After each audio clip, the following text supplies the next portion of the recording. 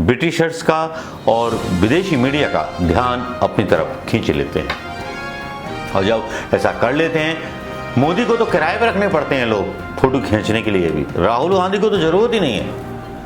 हार की वजह जब राहुल गांधी बोलते हैं तो क्या बोलते हैं? राहुल गांधी से पूछा गया भाजपा चुनाव क्यों जीत रही है, कांग्रेस क्यों हारी, तो इसके जवाब में राहुल ने कहा ध्रुवीकरण और मीडिया का कुल प्रभुत्व ने भारतीय जनता पार्टी को फायदा पहुंचाया है।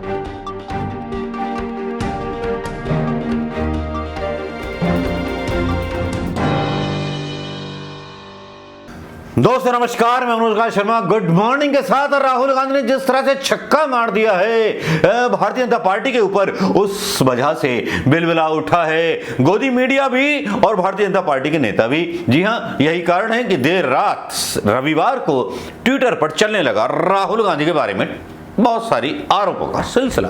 राहुल गांधी ने लंदन में ऐसा बोल दिया अपने एक इंटरव्यू में कि भैया भाजपा ने चारों तरफ केरोसिन छिड़क रखा है, देश में कभी भी आग लगा सकते हैं। राहुल गांधी ने लंदन के कैम्ब्रिज यूनिवर्सिटी के एक कार्यक्रम में साक्षात्कार के दौरान कांग्रेस की हार की वजह बताई, तो साथ ही में भारतीय जनता पार्टी और आरएसएस पर जमकर हमला बोला। भैया बोल दिया तो बोल दिया, अब बोल दिया तो भारतीय जनता पार्टी के बैक सीट पर मिर्चें क्यों लग गई? भाई भारत के लोग उन संस्थानों पर हमला देख रहे हैं जिन्होंने देश का निर्माण किया था। इन संस्थानों पर अब डीप स्टेट का कब्जा है। लंदन में राहुल का ये बयान आते ही खलबली मच गई उन लोगों में जिन्होंने होड़ लगा रखी है इस देश को बेचने की, इस देश में भाईचारे को खत्म करने की। खैर, कांग्रेस नेता राहुल गांधी लंदन की यूनिवर्सिटी में आइडियाज फॉर इंडिया सम्मेलन में भाग लेने के लिए पहुंचे थे। इस दौरान उन्होंने शुक्रवार को एक साक्षात्कार भी दिया जिसमें उन्होंने भारतीय जनता पार्टी और आरएसएस पर जमकर के हमला बोला। उन्होंने बताया कि पार्टी क्यों हार रही है, किस लिए हार रही है और भाजपा क्यों हर चुनाव में सफल हो रही है। एक ऐसा नेता है जो अपने हार के कारणों का विश्लेषण करना भी जानता है और सियारों के चेहरों से नकाब उतारना भी जानता है। जी हां, भाजपा ने पूरे देश में समुदायों, राज्यों, धर्मों को जो है भिड़ा दिया है आपस में। हमें इस तापमान को ठंडा करने की जरूरत है। अगर ये तापमान ठंडा नहीं हुआ तो चीजें गलत हो सकती हैं। राहुल ने बताई कांग्रेस की वजह, हार की वजह जब राहुल गांधी बोलते हैं तो क्या बोलते हैं? राहुल गांधी से पूछा गया भाजपा चुनाव क्यों जीत रही है, कांग्रेस क्यों हारी, तो इसके जवाब में राहुल ने कहा ध्रुवीकरण और मीडिया का कुल प्रभुत्व ने भारतीय जनता पार्टी को फायदा पहुंचाया है। इसके अलावा आरएसएस ने एक ऐसी संरचना का निर्माण किया है जो बड़े पैमाने पर प्रवेश कर चुकी है। विपक्षी दलों और कांग्रेस को इस तरह के ढांचे निर्माण करने की जरूरत है। राहुल ने कहा हमें और अधिक आक्रामक रूप से 60 से 70% लोगों के पास जाने की जरूरत है जो भाजपा को वोट नहीं देते हैं। हमें उनको एक साथ रखना होगा। यह बयान आना था, थरथरा गई भारतीय जनता पार्टी। भारतीय जनता पार्टी के नेताओं की डुगडुगी बचने के आसार नजर आने लगे। मैं आपको बता दूं, देश महंगाई जैसी समस्या के साथ जूझ रहा है, गैस की किल्लतों के साथ जूझ रहा है, राशन कार्ड कैंसिल कर दिए। मोदी सरकार में पहली बार 17 सालों में ऐसा हुआ है कि गरीबों को राशन कार्ड मिलने की भी एक जो है शर्तें रख दी गई हैं। ये 70 साल में पहली बार हुआ है। एनवायरमेंट के नाम पर लाई गई एलपीजी गैस जिसकी सब्सिडी पूरी तरह से भारतीय जनता पार्टी ने खत्म कर दी है। कई लाखों करोड़ रुपए का कर्जा नीरव मोदी और जो देश का पैसा लेकर के भागे थे, मतलब माल्या वाल्या, सबका माफ कर दिया गया है। तब लगता है कि शायद भारतीय जनता पार्टी के बारे में जब राहुल गांधी अटैक करते हैं तब थोड़े बिलबिला उठते हैं, मतलब सारे के सारे संघी लोग और सारे के सारे भारतीय जनता पार्टी के लोग। अब आईएनसी लीडर राहुल गांधी के बारे में जो है बयान आने लगते हैं, फॉरेन मिनिस्टर के और सबके।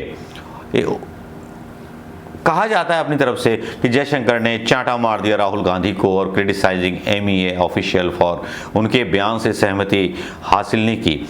मैं आपको बता दूं कि जिस तरह का रिएक्शंस चल रहे हैं और जिस तरह के रिएक्शंस आ रहे हैं ट्विटर पर, वो एकदम बेकार हैं। उसमें एक एएनआई की मतलब जो एक नाम की एक मीडिया है और बीजेपी के जितने भी स्पोक पर्सन हैं या मिनिस्टर्स हैं वो इस इंटरव्यू को क्रिटिसाइज कर रहे हैं।